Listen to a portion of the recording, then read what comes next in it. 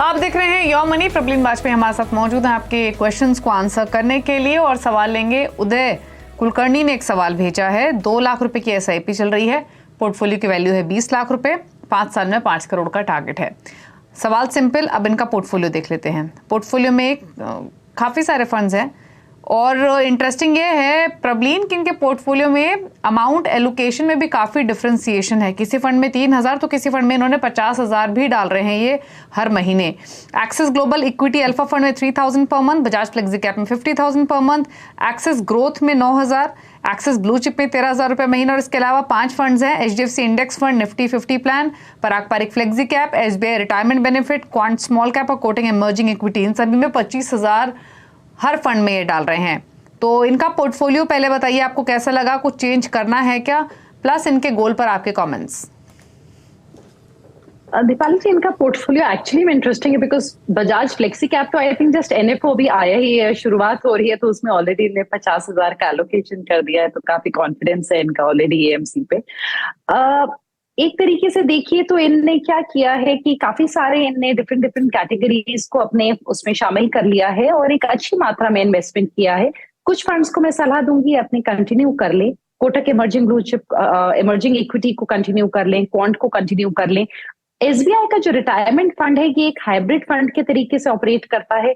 इसको मैं क्योंकि इसमें लॉक इन हो जाएगा, सो आई एम नॉट श्योर कि ये इनका जो ये 5 साल में एग्जिट का प्लान है वो कैसे सक्सेसफुल होगा, क्योंकि या तो आपकी रिटायरमेंट पहले हो या आपका 5 साल का लॉक इन कंप्लीट हो जाए, तो यहाँ पे इनका थोड़ा पैसा फंस सकता है।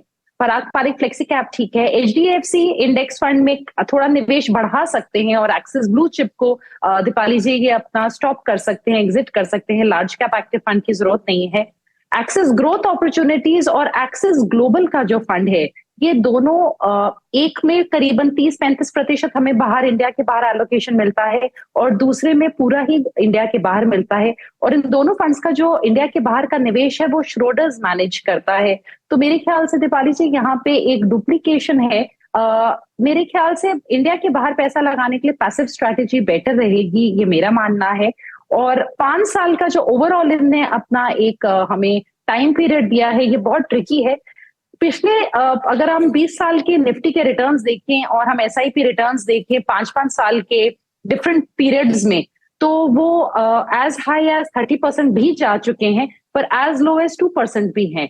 तो यानी कि पहले तो इनको जो अपनी पोर्टफोलियो से एक्सपेक्टेशंस है कि 5 साल में कितना पैसा बना देगा उसको थोड़ा रियलिस्टिक बनाना है। अगर मैं 9% के रिटर्न लेके चलूं जो निफ्टी दे चुका है, हम एक पोर्टफोलियो रिटर्न्स मान रहे हैं 11, अगर 9% के, तो ये करीबन 1.83 करोड़ जमा कर पाएंगे। जबकि अगर इनको 11% का रिटर्न मिल गया तो ये करीबन 2 करोड़ जमा कर लेंगे। और जो इनका खुद का लक्ष्य है 5 करोड़ का, उसके लिए इनको 39% रिटर्न्स की जरूरत है अपने पोर्टफोलियो से, जो मेरे ख्याल से थोड़ी ज्यादा एक्सपेक्टेशंस हैं। एंड दीपाली जी, जैसे हम जानते हैं कि इक्विटीज में उतार चढ़ाव चला रहता है, 5 years is a tricky period.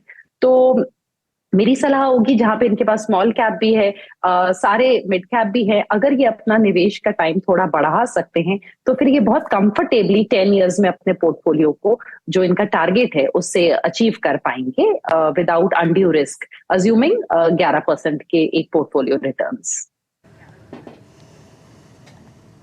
ठीक है, चलिए, तो आपके पोर्टफोलियो को लेकर सजेशंस दिए गए हैं, कितना आप एक्यूमुलेशन कर सकेंगे, क्या करना होगा, तमाम डिटेल्स आपको बताई हैं प्रबलीन ने। वैभव भोईते का एक सवाल लेंगे, कतर से इन्होंने भेजा है क्वेश्चन।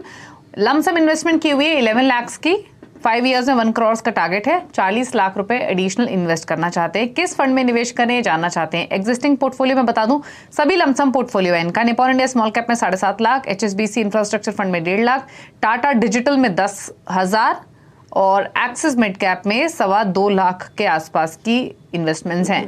क्या सजेशन इनके पोर्टफोलियो पर, लमसम पोर्टफोलियो पर, प्लस फिर 5 इयर्स में 1 करोड़ कितना लाइकली, 40 लाख कहाँ डालें?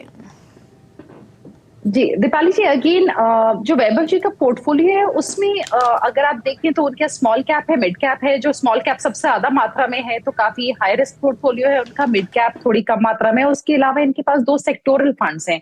तो मेरी सलाह होगी, क्योंकि इन्हें एक अपना एलोकेशन अभी इंक्रीज करना है एक फंड को, तो निफ्टी 50 मेरे ख्याल से ये सीधा इंडेक्स में अपना पैसा डाल सकते हैं। और अगर इंडेक्स फंड में नहीं डालना चाहते हैं तो ये एक मल्टी कैप फंड उठा सकते हैं या एक फ्लेक्सी कैप फंड उठा सकते हैं। इन तीनों में से अपनी चॉइस वो अपने कंफर्ट के हिसाब से देख लें।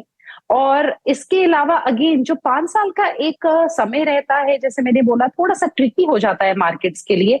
इनको करीबन 14% रिटर्न्स की जरूरत है ओवरऑल पोर्टफोलियो पे, अगर इनको अपना 1 करोड़ का टारगेट अचीव करना है नेक्स्ट 5 इयर्स में, जो अचीवेबल हो सकता है। बट क्योंकि मार्केट्स का हम प्रिडिक्ट नहीं कर सकते, ये अगर 11% के रिटर्न मिले तो 86 लाख तक जमा कर पाएंगे, अगर 7% के रिटर्न बने तो करीबन 72 लाख।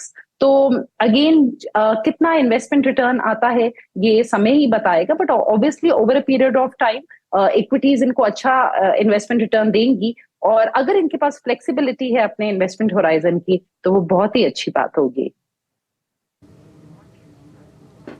ओके चलिए, तो आपके पोर्टफोलियो को लेकर सजेशंस दिए गए हैं, कितना आप एक्यूमुलेशन कर सकेंगे 5 इयर्स में, उसका एक आइडिया भी आपको प्रबलीन ने दिया है। लेकिन आप प्रबलीन के टॉप 4 फंड्स पूछ लेते हैं, अगर आप प्रबलीन की चॉइस के हिसाब से पोर्टफोलियो क्रिएट करना चाहते हैं। लेकिन ये कंप्लीट पैकेज होगा, लॉन्ग टर्म के हिसाब से इन फंड्स को आप नोट करें और इन्वेस्ट करें। प्रबलीन बताइए क्या पिक्स हैं? दीपाली जी, मैं एक तो HDFC स्मॉल कैप मेरी एक चॉइस होगी। ये एक एक्टिव फंड है, मेरे ख्याल से एक वैल्यू और ग्रोथ का एक डिसेंट ब्लेंड है इस फंड में। और इसका AUM भी अभी बहुत ज्यादा नहीं है कंसिडरिंग की स्मॉल कैप्स की अगर हम फंड्स के हिसाब से देखें। एंड बहुत टॉप रैंकर नहीं रहा है, but I think overall consistent performer रहा है। इसके अलावा SBI फोकस्ड आर श्रीनिवासन जी इसको मैनेज करते हैं। अगेन एक मिड एंड स्मॉल कैप की तरफ इसका एलोकेशन ज्यादा है और ये एक कॉन्सेंट्रेटेड पोर्टफोलियो लेके चलता है 25 से 30 स्टॉक्स के बीच में। और ये उन निवेशकों के लिए है जिनका एक कोर ऑलरेडी क्रिएटेड है या पैसिव्स के साथ अपना कोर क्रिएटेड है।